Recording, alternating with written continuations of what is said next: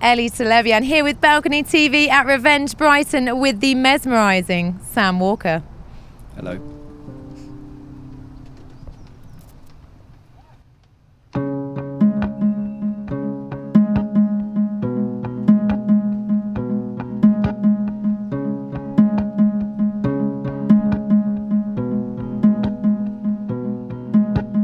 Is this a song about running my hand down the back of your neck?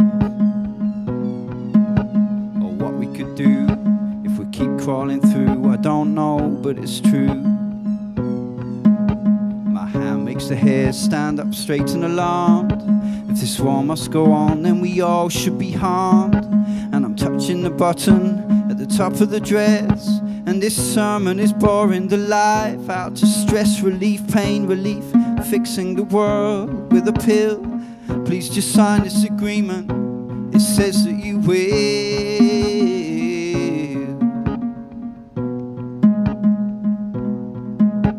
And pillows fluff round us in the nest that we've made at the top of the bank with the bucket and spade. And we're leaving the lights on, we're fooling around, and the energy's spilling out onto the ground. And the millions keep moving around and around us. The talk at the table confuses and drowns us in wine-soaked temptation and smoke inhalation. The same conversation with no one conclusion.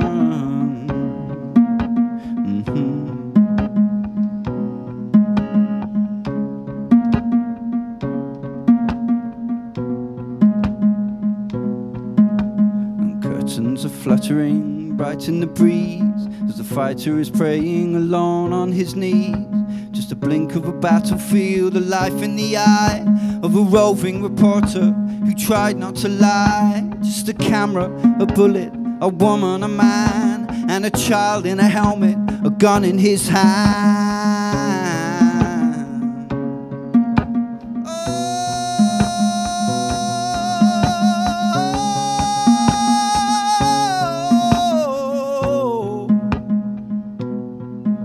In his hand.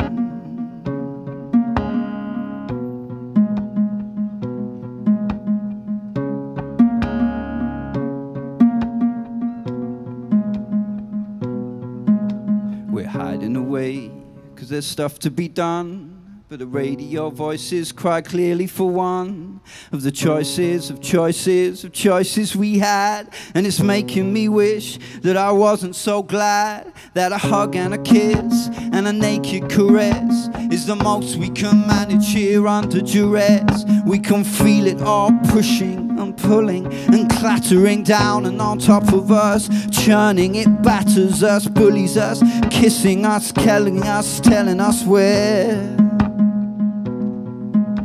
Then truth is right here in the warm bed we're lying in. Nothing to fear but the buckets we're crying in.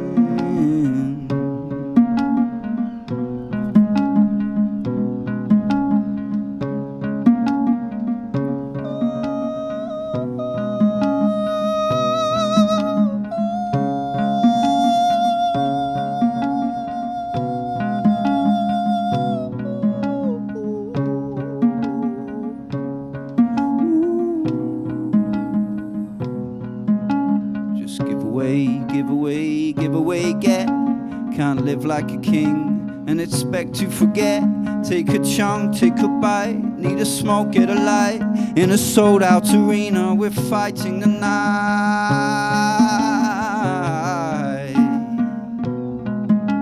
Fighting the night.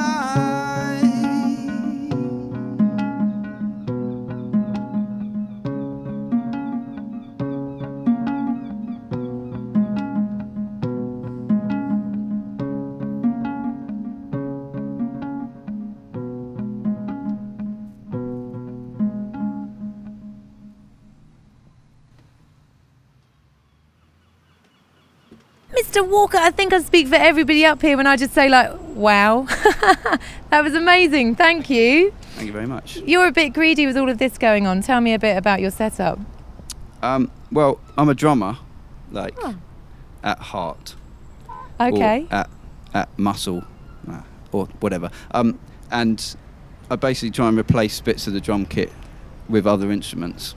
And I like things to be percussive, and I like to make a big sound when I can. So I just kind of experiment with different combinations of things. And you just made a mighty big sound. It was fantastic. Thank you so much. That's a pleasure.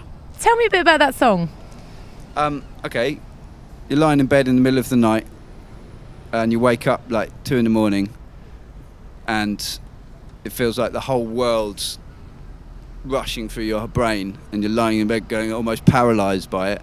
And I had to just write down my train of thought. That's what that song is. It's called Everything Poem. So. Okay. Yeah. And how long did it take you to put together once you'd written the words and then you've got to your instruments? Well, it kind of changes every time. So, like, it could be a raging, kind of riffy, dancey thing, but on a balcony at 11 in the morning, it's reasonably chilled out. And did you hear that seagull? Yeah. Doing like dub polyrhythms. Yeah. Fantastic. Different experience each time. And I understand from speaking to you earlier, your gigs are very much a different experience each time. Yeah, yeah. I think they should be. I think gigs should be different every time. Otherwise, the audience don't get what they're paying for, and it gets boring for me. I mean, I like playing in all kinds of different places. So, could be a garden, it could be a house, it could be a forest, but equally it could be a Glastonbury. Could be, yeah. Tell us a bit about that. Well, I found this little thing at Glastonbury, and I'd say if you're an unknown artist playing at Glastonbury, play on the Wednesday and the Thursday. Everyone gets there. There's 200,000 people there, taking all of their drugs, and there's no big artist playing yet until the Friday night, and so you get really good audiences. And I've been doing that the past 5 years, and just built up a great audience in this little stage called the Bmusic in the park. And yeah, last time it was like 2,000 people, and I was crowd surfing around the tent, and people keep coming back, you know. But it's yeah, I had good times at Glastonbury. That sounds amazing. Now you're on a mission at the moment with regards to your gigs. Yeah. To play in unusual places. Yeah, definitely. How come? Because I think that normal gig scenarios, like big stages and clubs, are becoming totally homogenized. Like, for instance, the BBC is trying to take over what you think of as a festival, you know. People already know where they are when they get in front of a big stage at a festival or in front of a stage in a club. It's like there's no... everyone's very safe in that situation. The audience are very safe and the band are very safe. So I like to try and break down those walls and play in places where people feel that they're in the moment or special. They're not in a kind of homogenized arena. You know what I mean? I think a lot about being in the moment also is kind of stripping back the use of social media when you're spectating, when you're going to a gig. Yeah, yeah. I know it's hard to do. You can't kind of tell people to... You can't, but you can. Egg Club in London certainly does. They put stickers on people's phones to stop them from recording whilst people are performing or DJing, so that they're in the moment and so that they're there connected to the music. Oh, right, okay. Yeah. That's a bit draconian, I think. Yeah. But you could, like, I think if people feel like they're in the moment, they're less likely to get their phone out. Yeah. Do you know? Like, if you're in like a homogenized arena like Glastonbury, it could be any band up there on the stage, basically, unless it's someone who can really cut through, like Nick Cave.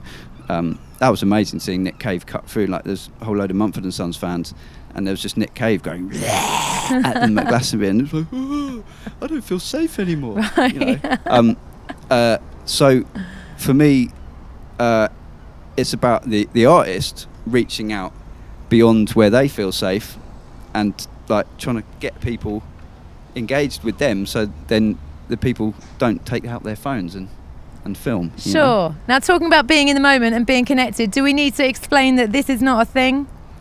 It's not a thing. Everyone's got feet. It's not a thing. It just happened. Yeah. Now, what have you got coming up, Sam? Where's your next exciting weird gig? Well, it's in actually a really lovely little venue that's not a homogenised place, called the Brunswick, on the 1st of November in Brighton. But there'll be more in strange places, but I don't know where. Yeah. Okay. Maybe we can have something to do with that here at Balcony TV. Ooh. Oh yeah, So-Far Sounds is a great place to play. That's an amazing, like, non-homogenized thing. Direct connection with audience. House concerts in general are wicked. Do you do that a lot? Yeah, I try to. Yeah. Cool. Yeah. Now, have you got any music on the way? Yeah, lots. But it's all going to be filmed in different places. And we're hopefully collaborating with different people as well. Yeah, it's going to be loads. Wonderful. Sam, it has been truly memorising. Either one's good. It's been truly mesmerising to talk to you and listen to you. Thank you so much.